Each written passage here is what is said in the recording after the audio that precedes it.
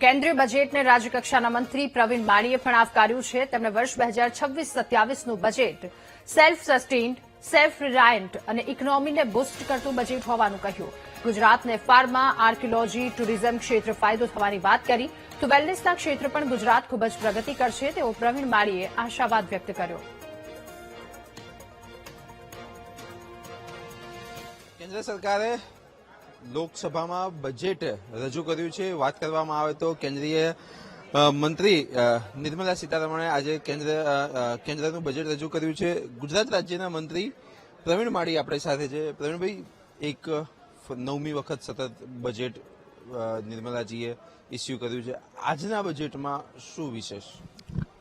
દર વખતે નિર્મલા સીતારામનજીએ જે બજેટ પેશ કર્યું છે આપણી ઇકોનોમીને બુસ્ટિંગ કરતું કર્યું છે. નરેન્દ્રભાઈના લીડરશીપની અંદર આજે જો એક લાઇનમાં વાત કરીએ તો સેલ્ફ સસ્ટેન, સેલ્ફ રિલાયન્ટ અને ઇકોનોમીને બુસ્ટ કરતું એટલે કે સ્ટ્રેન્થન કરતું આ બજેટ રજૂ કર્યું છે.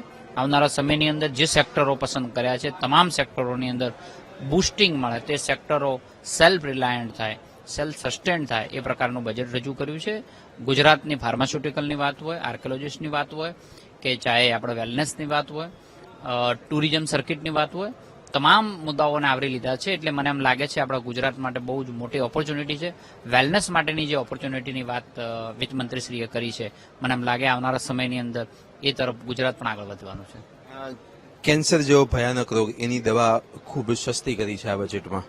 ઓલરેડી ગુજરાત એમાં આગળ હતું અને કેન્દ્ર સરકારે આમાં પણ મદદ કરી છે. એટલે એક જે મેડિકલ ટુરિઝમની જે વાત છે એમાં દેશ વિદેશના લોકો અહીં ગુજરાતની અંદર આ ફિલ્ડની અંદર આવતા હોય છે. એમાં હજુ વધુ સારી રીતે સેન્ટિંગ થાય એ પ્રકારની વાત કરી છે. હોસ્પિટાલિટી ઊભી કરવા માટે, ગાઈડ ઊભા કરવા માટેની જે વાત કરી છે, મને લાગે આવનારા સમયની અંદર ખૂબ સારું યોગદાન આ બજેટ માટે થવાનું છે. નંબરની વાત કરવામાં તો કેટલા નંબર? 1માંથી 10માંથી? મારો જો 5મો નંબર હોય તો 5માંથી 5, 10નો હોય તો 10માંથી 10. Thank you. હતા પ્રવીણ માળી કે કેન્દ્ર સરકારે જે બજેટ રજૂ કર્યું છે તેનાથી ગુજરાતને ખૂબ ફાયદો થશે. આ ઉપરાંત ગુજરાતની ફાર્મા સેક્ટરને ખૂબ ફાયદો થશે. ઉપરાંત નંબરની વાત કરવામાં આવે તો 10માંથી 10 નંબર પણ પ્રવીણ માળીએ આપ્યા હતા. કેમેરામેન પ્રવીણ વાઘેલા સાથે પાર્થ જાની, વીટીવી ન્યૂઝ, ગાંધીનગર. કેન્દ્રીય બજેટ અંગે સી એસોસિએશનનો મિશ્ર પ્રતિસાદ જોવા મળ્યો. નવા બજેટમાં ફાર્મા સેક્ટરને ફાયદો થતો હોવાનું તેમણે કહ્યું. કેન્સરની દવાઓ માટે ડ્યુટી ઘટાડી હોવાની કેન્સરના દર્દીઓને ફાયદો થશે, સીએ જણાવ્યું.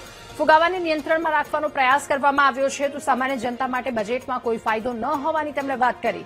ટેક્સ સ્લેબમાં કોઈ ફેરફાર ન કરાયો હોવાથી નોકરીરત વર્ગ માટે કોઈ ખાસ સારા સમાચાર નથી. બજેટમાં આપણે જોયું કે અમુક એરિયાઝ માટે બહુ સારું કરવામાં આવ્યું છે. જેમ કે હું વાત કરું તો બાયોટેકનોલોજી માટે જે 10,000 કરોડ રૂપિયાનો ખર્ચો જે આઉટલે જે મેડમ કરવાના છે, જે જાહેરાત કરી છે આવનારા 5 વર્ષોમાં, જે આપણા હેલ્થકેર બાયોટેક ઇન્ડસ્ટ્રી માટે બહુ સારા નીવડ છે. અન્ય બાબતોમાં આપણે જોયા કે જેમ 17 કેન્સર ડ્રગ્સના ભાવ જે સરકારે ઘટાડવાની જાહેરાત કરી છે તે પણ પેશન્ટ્સ માટે બહુ સારા સમાચાર છે. બીજા આપણે જોઈએ તો અમુક એરિયા એવા છે કે જે આપણે ધારણા કરી હતી કે આત્મનિર્ભર ભારતને અનુરૂપ સરકાર કદમ લેશે, પણ આપણે જોયું કે અમુક ડેટા સેન્ટર્સ માટે 20 વર્ષની ટેક્સ હોલિડેની જાહેરાત કરવામાં આવી છે, જે આ આત્મનિર્ભર ભારતથી એકદમ વિરુદ્ધ થયું છે. તો એસ જે બેનિફિટ મળવા જેવું છે એવું કોઈ બેનિફિટ આમ દેખાતું નથી આ બજેટની અંદર. તદ ઉપરાંત જેમ વાત કરી કે જે કેન્સરની દવાઓ પર જે ગવર્મેન્ટ કહે છે કે ઇમ્પોર્ટ ડ્યુટી ઘટાડવામાં આવી છે, તો જેના કારણે કેન્સરની દવાઓનું જે કોસ્ટ છે એ કોસ્ટ ઓછી થશે.